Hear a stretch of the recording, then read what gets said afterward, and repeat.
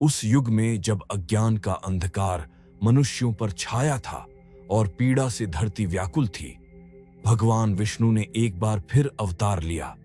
इस बार एक योद्धा नहीं, बल्कि एक गुरु के रूप में। उन्होंने सिद्धार्थ के रूप में कपिलवस्तु के शाही राज्य में जन्म लिया, जो आगे चलकर बुद्ध, जागृत आत्मा बने। यहां तक कि बाल अवस्था में भी उनकी आंखों में वह गहराई थी जो इस संसार के पार की लगती थी, जैसे आत्मा ने कई जन्मों को याद रखा हो। महल में उन्हें विलासिता, संगीत और सुंदरता मिली, फिर भी उनके भीतर एक शांत मौन बसा हुआ था।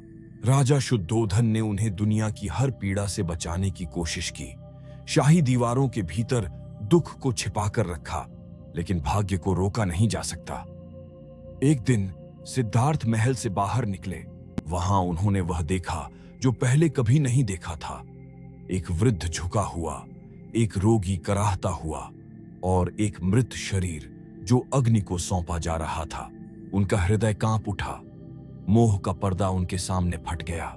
उस रात तारों के नीचे उन्होंने एक निर्णय लिया जो संसार को बदल देगा। उन्होंने अपना राज्य, अपनी पत्नी और यहां तक कि अपने नवजात पुत्र को भी त्याग दिया। स्वार्थ नहीं, बल्कि सत्य की खोज में। वनों और पर्वतों में भटकते हुए उन्होंने हर ऋषि से ज्ञान मांगा, हर मार्ग आजमाया, यहां तक कि शरीर को भूखा रखकर आत्मज्ञान पाने का प्रयास किया। लेकिन उन्होंने जाना कि पीड़ा ही सत्य का मार्ग नहीं। सत्य अति में नहीं, संतुलन में है।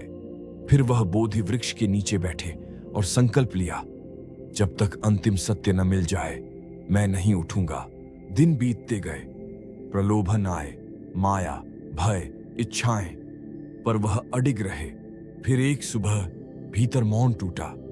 उन्हें स्पष्ट दिखा, सभी माया समाप्त हो गई। वह जाग चुके थे, वह बुद्ध बन चुके थे। उन्होंने भारत भर में यात्रा की, एक राजा नहीं, बल्कि एक विनम्र ऋषि के रूप में, करुणा, जागरूकता और मुक्ति का मार्ग सिखाते हुए। उन्होंने दिखाया कि सच्ची शक्ति विजय में नहीं, समझ में है। और जब समय आया, उन्होंने शांतिपूर्वक अपना नश्वर शरीर त्याग दिया, जैसे एक दीपक जो जलकर बस प्रकाश छोड़ जाता है। इस प्रकार विष्णु के नवम अवतार ने अपना दिव्य उद्देश्य पूरा किया।